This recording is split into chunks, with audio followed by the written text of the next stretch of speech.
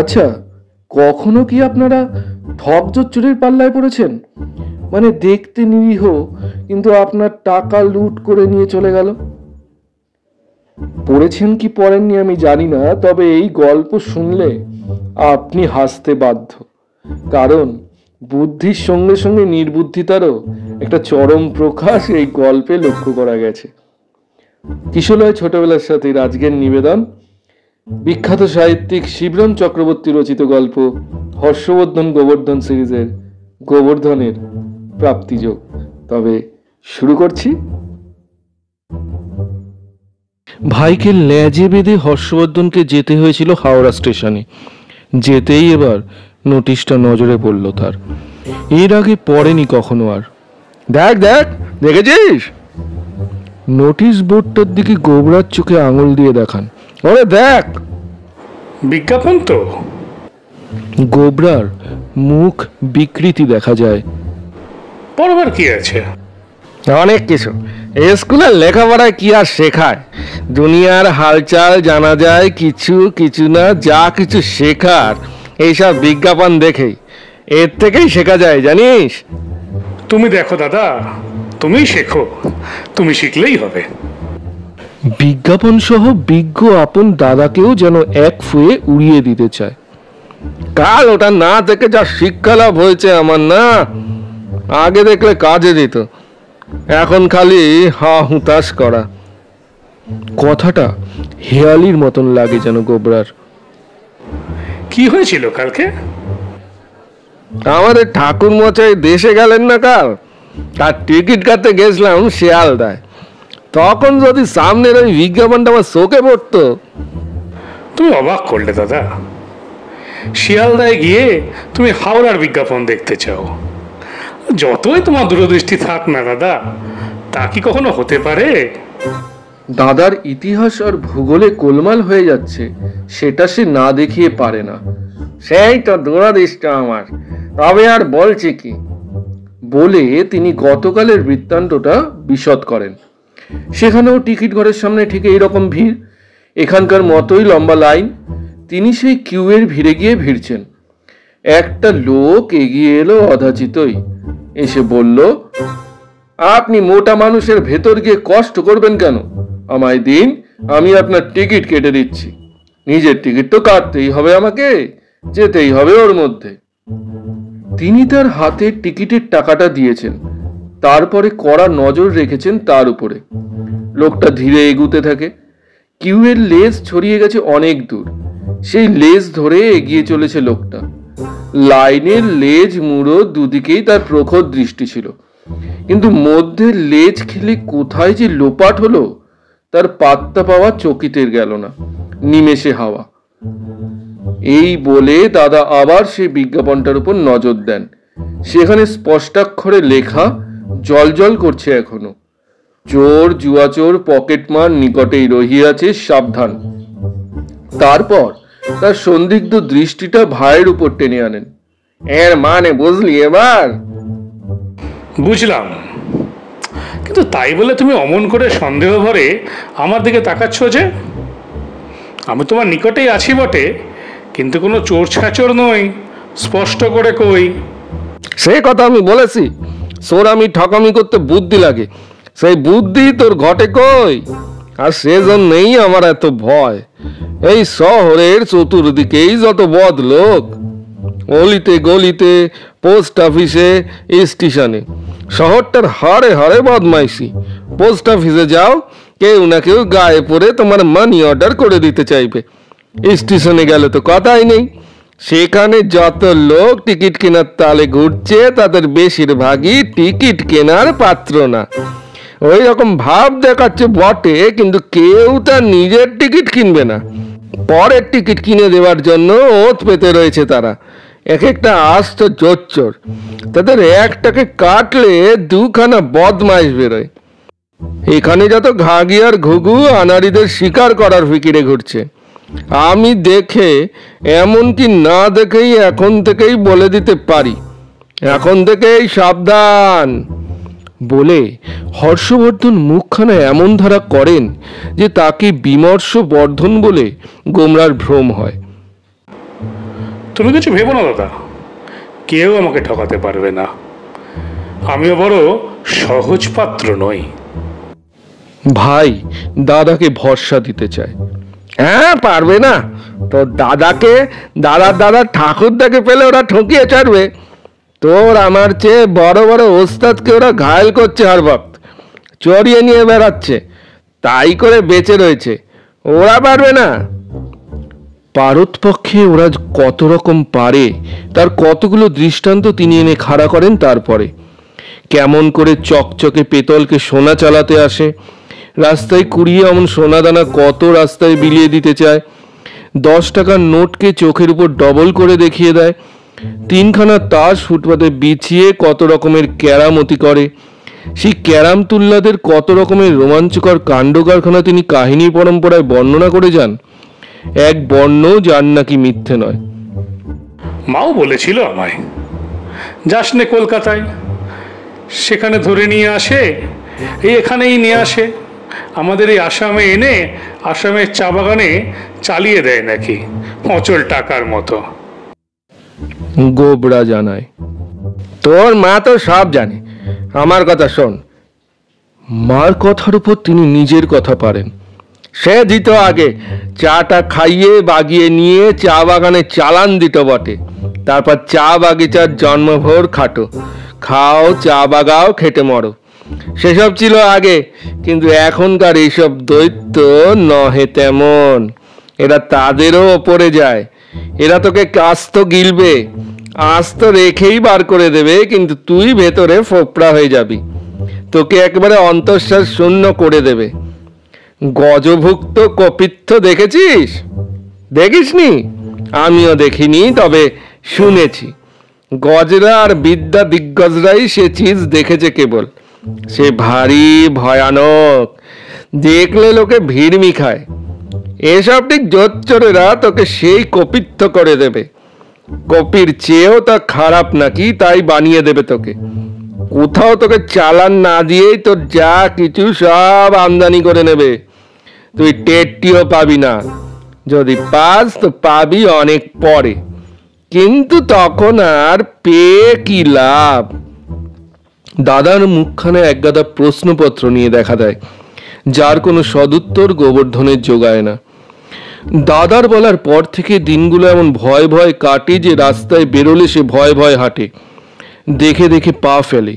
কি জানি কোনো আধুনিক ঠগিকে ভুলে মারিয়ে বসে, চারধারে তাকিয়ে চলে ওই জাতীয় কিছু তার পিছু নিয়েছে কিনা।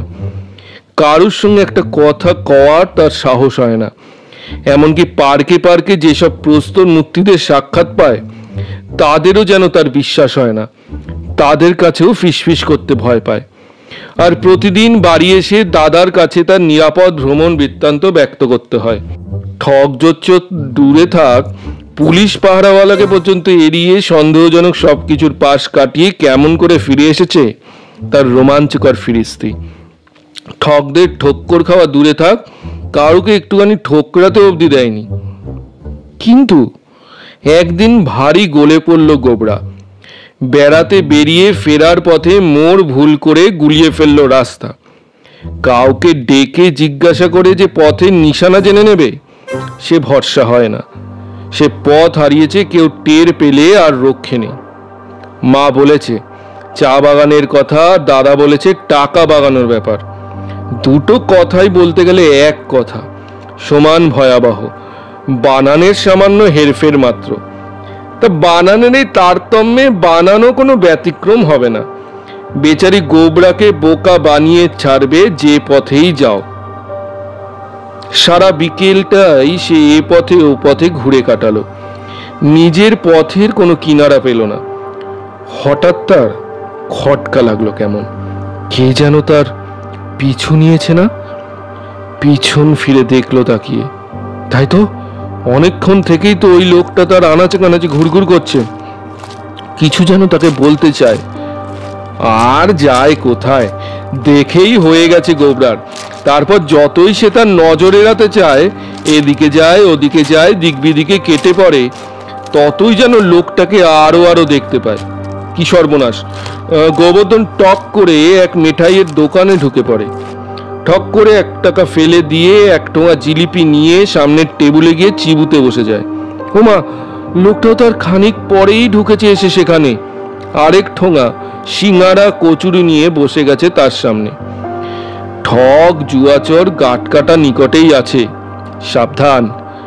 বিজ্ঞাপনের কথাটা মায় দাদা সাবধান বাণী, মিথ্যে না।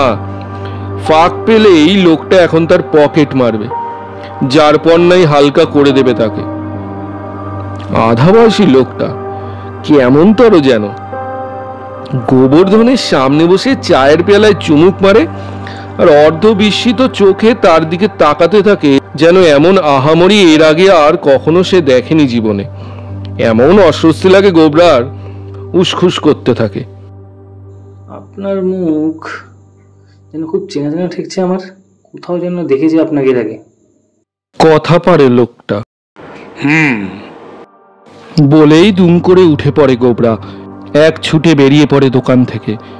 বলতে বলতে যায় মনে মনেই, আমার মুখ আগে দেখেছো বলছো, কিন্তু তোমার এই পোড়া মুখ আমি ওই জন্মে দেখিনি, কিন্তু না দেখেও চিনতে পেরেছি তোমাকে।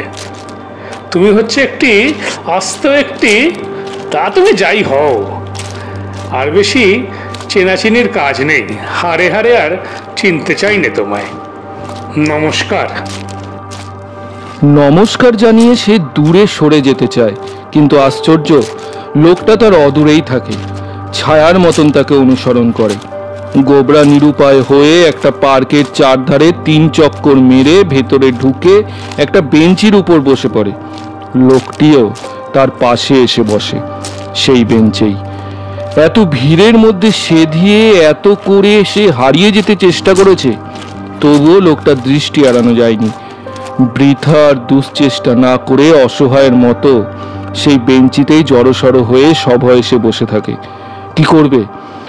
বসেই না সে গাঢ় স্বরে ব্যক্ত করে, আপনাকে আমি চিনতে ভুল করিনি ছোটবাবু, আপনি মিত্তির বাড়ির ছেলে। কলকাতার কে না আপনাকে চেনে, দেখা মাত্রই চিনতে হয়ে গেছি। লোকটি যে নিতান্তই তার শত্রুপক্ষের তা বুঝতে তার বিলম্ব হয় না।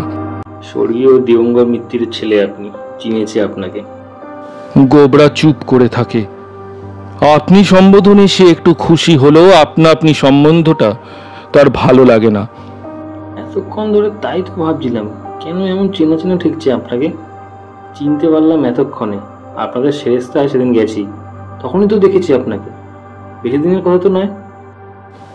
গোবরা তার উত্তরে কেবল না না আওড়াতে পারে কোনো রকমে, কিন্তু লোকটা তার না কারোকে আমল না দিয়ে আরো নানা কথা কইতে থাকে।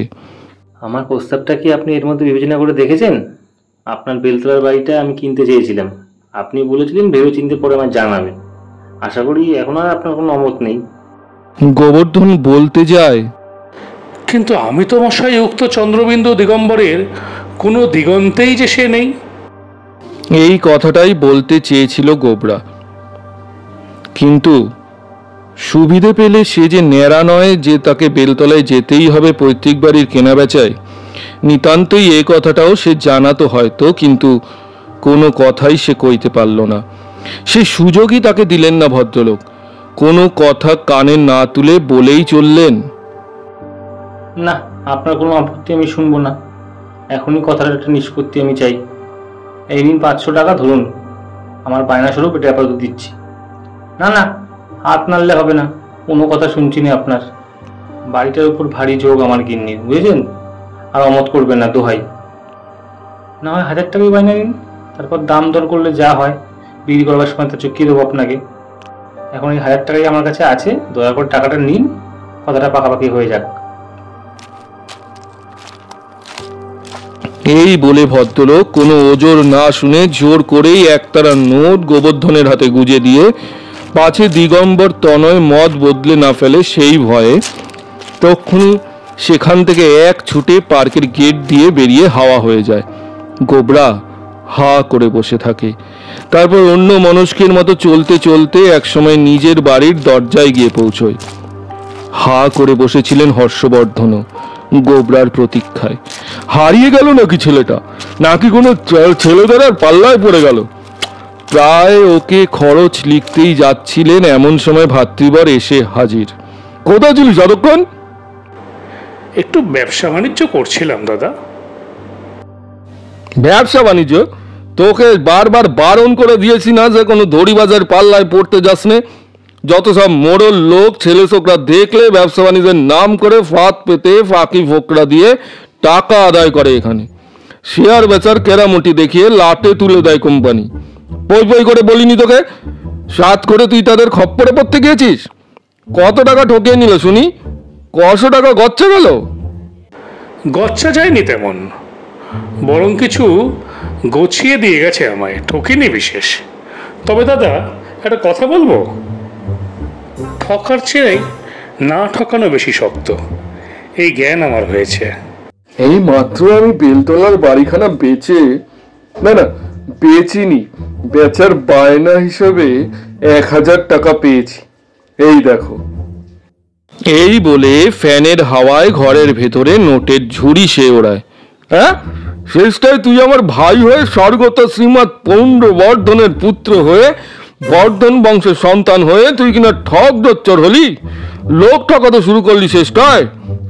ভুড়ি ভুড়ি নোট তার চোখের উপর উড়ি উড়ি, আর তার নিজের চোখ ভুরুর কড়ি কাঠে। একটা চোর, জুয়া চোর, তার এত নিকটে, এমন কাছাকাছি, একেবারে বংশের মধ্যে এসে পড়বে যেন তিনি ভাবতে পারেননি। সেই ধারণাতীত দৃশ্য অবধারণ করেই তিনি হিমশিম খান। আমি ঠকিয়েছি কিনা ঠিক বলতে পারি না, তবে আমি লোকটাকে না ঠকাতেই চেয়েছিলাম, যথেষ্ট চেষ্টা করেছিলাম দাদা। এমনকি একথাও বলেছিলাম, দিগম্বর মিত্রের কোনো পুরুষের আমি কেউ নই। কিন্তু লোকটা আমার কথায় কানই দিল না, কি করব? শুনছিলেন গোবর্ধনের প্রাপ্তিযোগ, রচনা শিবরাম চক্রবর্তী। বুঝলেন, কখনো কখনো কিছু না করেও, মুখ বুঝেও প্রাপ্তি হয়। এই প্রাপ্তিতে যারা সাহায্য করেছেন তাদের নামগুলো জেনে নি। হর্ষবর্ধনের ভূমিকায় আমি অয়ন, গোবর্ধনের ভূমিকায় রাজাদিত্য, বাড়ি বিক্রির সেই লোকটা দীপঙ্কর, অন্যান্য চরিত্রে আমি অয়ন। শুনতে থাকুন কিশলয় ছোটবেলার সাথী। আমরা খুব শীঘ্রই একটি বড় গল্প বা উপন্যাস আপনাদের সামনে পরিবেশন করব। সেই চমকের জন্য তৈরি থাকুন। আজকের মতো বিদায়।